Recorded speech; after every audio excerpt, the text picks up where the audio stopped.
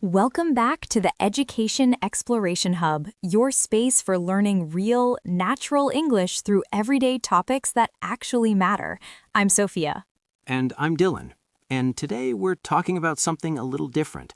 We're not talking about grammar rules or vocabulary lists. We're talking about power. Ooh, I like that. But before anyone clicks away thinking this is about becoming a corporate CEO or a superhero, No, not that kind of power. Not the loud, aggressive, look-at-me kind. We're talking about the quiet strengths, the ones no one claps for, but the ones that actually save your life. I love this topic because so many people think a superpower has to be dramatic, like being the smartest person in the room or having perfect confidence all the time. But real life isn't like that. Exactly. Sometimes your real strength is just getting out of bed after a bad day. Sometimes it's staying patient when everyone else is losing their temper. That is a superpower. So, no capes today? No capes, no laser eyes, just real human strength, the kind that shapes your character, slowly, quietly, but deeply. And honestly, many of you listening probably already have these strengths. You just don't see them because you're looking for something flashier. That's exactly right. So today we're exploring 6 quiet superpowers. And if you're learning English, this is a B2 level conversation. Relax, you don't need to understand every word. Just listen, enjoy, and let your brain do the work. And stick around until the end because we'll have our word tour where we break down the useful idioms and phrasal verbs from today. But first, drop a comment. What do you think your quiet superpower is? Are you a good listener? Are you steady? Let's start with the first one, and this one sounds a little strange, the superpower of struggle. Okay, I know what you're thinking. Dylan, struggle isn't a superpower. Struggle hurts. And you're right. No one wakes up wanting a hard season. Nobody orders pain like a coffee. Yes, I'll take a large disappointment, please. Right. But here's the truth we've learned. Struggle does something to you. It strips away the fake things first. Your image, your ego, your need to look perfect. And when those things fall away, what's left? The real you, the deeper you, the more honest you. We have a word for this. When someone has been through difficulty but remains steady, we say they are steadfast. Steadfast. That's a beautiful word. It doesn't sound loud. It sounds like a tree with deep roots. Not perfect, not fearless, just firm. If you have been through disappointment, maybe a job loss, a broken relationship, a health scare, and you are still here, that matters. That is a superpower. Because after a real struggle, you don't become louder, you become deeper. You stop arguing about silly things. You understand people more. Yes, you learn to weather the storm. That's our first idiom. To weather the storm means to survive a difficult time without falling apart completely. You're still shaken, but you keep going, and that is deeply human. Staying with yourself through the rain, that's power. Some of the kindest people I know are people who have suffered, not because suffering is beautiful, but because it broke their illusions. It made them softer in the right way. Softer, but not weaker. Kinder, but with better boundaries. That's the first superpower. Okay, so struggle gives you depth, but what turns that depth into real change? It's our second quiet superpower, consistency. Consistency. People love big motivation. They love a huge speech on Monday morning. But by Thursday, silence. The notebook is closed. The new life starts next Monday. We've all been there, but real change isn't exciting every day. Sometimes it's boring. It's answering one email, walking for 10 minutes, practicing English for 15 minutes, going to bed on time, coming back to the habit when you feel zero inspiration. That is why consistency is a quiet superpower. Small, repeated efforts change more than random bursts of motivation.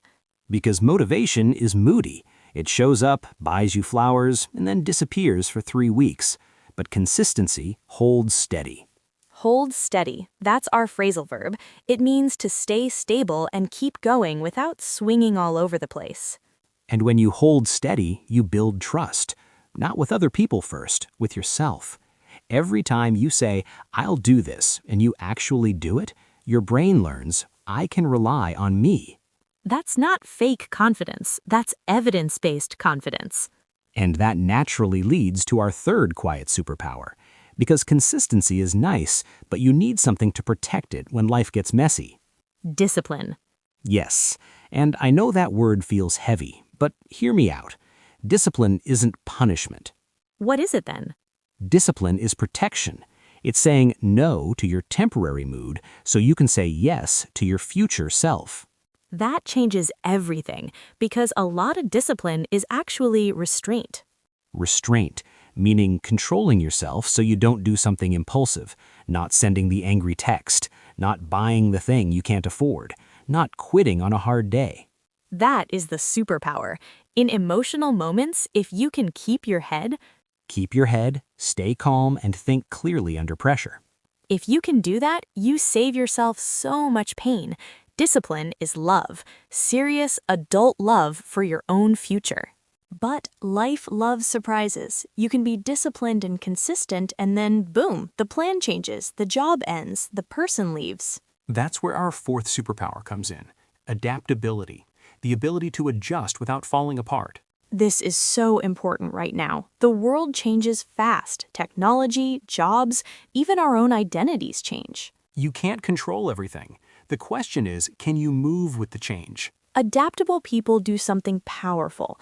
They accept reality faster, not because they like it, but because fighting reality wastes energy. And this requires composure. Composure, a calm, controlled way of behaving in a difficult moment. Adaptability isn't panic with a smile. It's calm adjustment. It's breathing for a second and asking, okay, this is happening. How do I move with it? That question is magic, and the people who adapt well usually have another superpower. Emotional intelligence. Emotional intelligence, or EQ, is the ability to understand what you're feeling and what others are feeling. It's not about being nice. It's about being aware. For example, someone says, I'm fine, but their voice is shaking. If you have EQ, you pick up on that. Pick up on, that's a great phrasal verb. It means to notice something subtle that isn't said directly. Right, you notice the silence, you notice the tension, and you adjust. That saves conversations before they become disasters. And it helps you manage yourself. If you feel anger rising, you can pause. You don't become a slave to your emotions. That is power. Quiet, invisible, but massive power. And that leads us to the fifth superpower, the root of everything, self-awareness. This is your ability to see your own patterns, your fears, your habits, your blind spots. Without self-awareness, you keep fighting the wrong battles. You blame laziness, but the real problem is fear. You blame other people, but the real problem is your communication. Self-awareness gives you discernment. Discernment, the ability to judge well and see what is actually helping you versus harming you. When you know yourself, you stop asking, what is wrong with me? And start asking, what do I need right now? That changes everything. And when you understand yourself better, you become better with others, which brings us to our final superpower. In a world full of noise, Active listening. this one is so rare. Most people don't listen, they just wait for their turn to speak. They're not in the conversation, they're in a mental waiting room. But active listening is different. It is presence, it is curiosity, it is putting your phone down and actually hearing the human in front of you. When someone feels truly heard, they open up.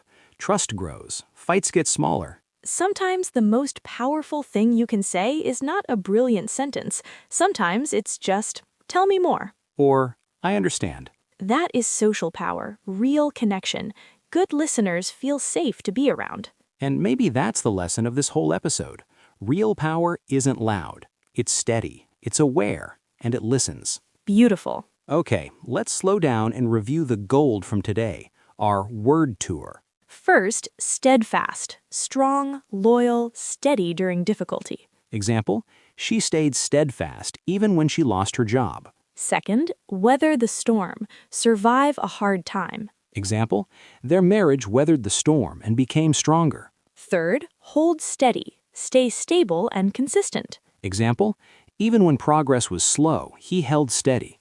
Fourth, restraint, self-control, not doing the impulsive thing. Example, it took real restraint not to yell back. Fifth, keep your head, stay calm under pressure. Example, everyone panicked, but the pilot kept his head. Composure, a calm, controlled way of behaving. Example, she lost the game, but not her composure. Intuitive, understanding something naturally without explanation. Example, he is intuitive. He knows when you're sad.